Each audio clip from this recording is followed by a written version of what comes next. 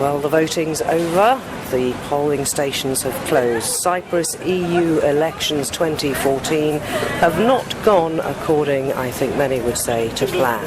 There's been a bit of a furore about the fact that tens of thousands of Turkish Cypriot voters have, because it seems of a clerical error at the Interior Ministry, been denied the right to cast their vote. With me is one of the Turkish Cypriot MEP candidates, Deniz Birinci. Deniz, what exactly went on today? What went on today actually is a huge disgrace for European democracy, not only Cypriot democracy, but for European democracy. We, as Turkish Cypriots, we have been running against the currents on our side as well. All the Turkish Cypriot political parties represented in the Turkish Cypriot Assembly, they have been calling out to people not to go to vote.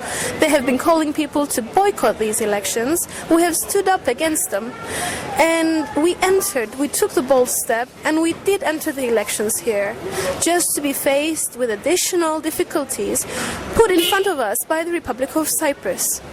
And that difficulty was that they passed a law which said that every single Turkish Cypriot who resides in the areas not under the effective control of the Republic of Cyprus would be automatically added to the electoral lists, as long as they did state an address which is not in the areas which are under the effective control of the Republic. So what happened is tens of thousands of Turkish Cypriots, as you have rightly stated, they did go and declare their addresses on the other side. But what happened is, when the civil servants were transferring this data from the hard copy, from the actual application forms, into the computer system, because they could not read Turkish, or I don't know why, we have yet to find out. At first I didn't want to believe that this can be a straight-out discrimination against the whole community. But now, at the end of the day, I mean, I was very careful in the morning when I made a comment that it was a very mild comment when I was asked specifically about whether I consider this as a straight-out discrimination against the Turkish Cypriots. I said no. But now, having seen thousands of them come and get refused just because there is no address in the system, I mean, which state in the whole world gives out citizenship to anyone who doesn't even declare their address? Obviously these people declared their address, and this is going to be proven, no worries, when we ask for an investigation, and when that investigation takes place, everybody is going to see whose fault this has been straight from the beginning.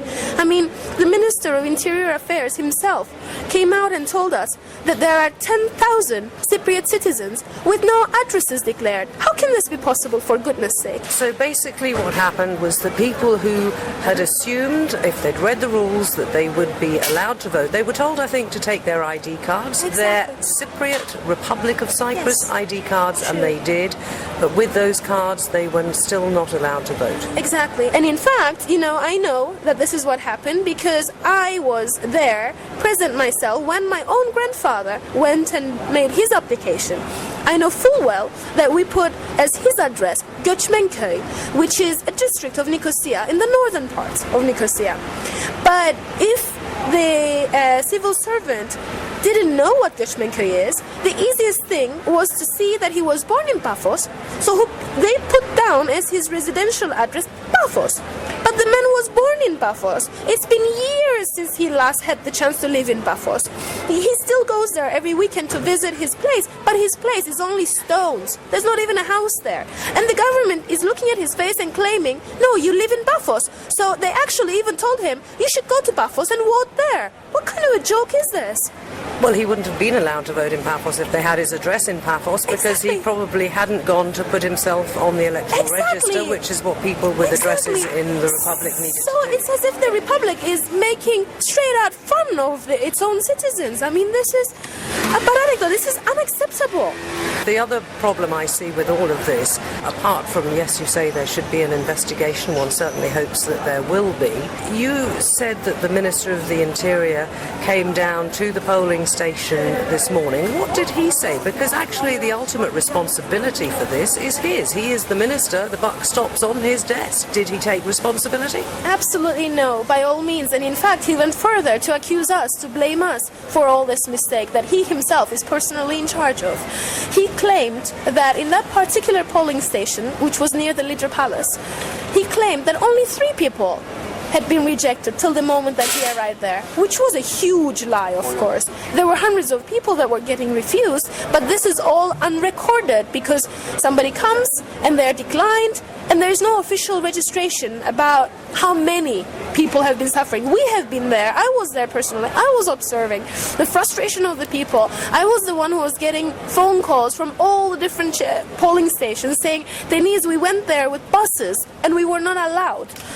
Obviously, it's not only 3 people. So when we said to him that, it's completely wrong and misinformation, misguiding the people to say that it's been only 3 people, he told us, no way, who are you to know? And he started shouting at us, literally shouting, a minister shouting at his own citizens in front of the public eye. And then afterwards, his bodyguards, security guards, they tried to keep us away. And he came outside to actually talk in front of the press and say, 3-5 women, they came around me and they started talking to me, buru buru. This is exactly what he said, buru buru. And of course I had to shout at them. A minister publicly accepting that he shouted at women. What is this? What is this? What kind of a democracy is this? It's not about women or men. We were there all together, women and men, Greek Cypriots and Turkish Cypriots, all together. And in fact, it was an amazing show of solidarity because we had a lot of Greek Cypriots. Like right now, I have got Greek Cypriot friends around me who are here supporting me. We had, men and women, Greek Cypriot, Turkish Cypriot, all standing up for our rights together. And here it was, the main person in charge of all this mess, telling us that it was 3-5 women who encircled him and who started talking buru buru. So there and then I asked him to resign, and so did all the other people there. They all started clapping, asking him to resign. He went further. He said that it's all the Turkish Cypriots' fault because 10,000 of them didn't even bother to declare their address. And I asked him, what kind of a state gives out citizenship to its people without even getting any addresses, without any address records? This is unbelievable. Where do you go from here? Because there are obviously a lot of unhappy people about this situation, and I believe that the turnout as the polls closed was recorded at something like 53%. I think I'm right in saying that's even lower than last time round. One wonders if there hadn't been the mess with the Turkish Cypriot voters, whether it was going to be much higher. For sure it was going to be. And I believe that no official of the Republic of Cyprus has the right to talk about abstention. None of them. I'm sorry, they lost their chance. They should have thought about it, and they should have taken the necessary precautions before turning down so many people. Today, I think I personally consider this as the biggest failure since Mari incident. It's a huge scandal, and what we are thinking about doing is definitely, no matter what the results will be, we are going to ask for an investigation to take place so that everybody will see with their own eyes, because we went and we entered a couple of examples of ID numbers, and we have seen that these people have actually declared addresses in the north, but for some reason they were not in the system. And in one particular case, for instance, we had a person whose address appeared in Balapayas. And the official asked us, but how are we supposed to know that Balapayas is in Kyrenia? This is a joke. Either the government is making fun of the people or something else is going on. But whatever it is, it has to come out. And we have asked the people after midday today to ask the officials to give them a signed and stamped document saying that they did go to vote with their ID numbers, but they were declined. And did they get those? They get those, and those pieces of paper are like right now they're like golden bracelets in our hands. With those, we can go everywhere. With those, we can ask the minister to resign, and he has to resign actually right now. We can even ask the whole government to resign, and we can ask for this investigation to take place, at the end of which it will be 100% proven. I'm that sure, because we know for fact these people are not, they're not lying. And we know for sure that they did declare their addresses. So when this comes out, the elections will have to be repeated. They should be repeated, no matter what. All these people should be included back to where they should have been in the first place. And the elections should be repeated with the same exact candidates.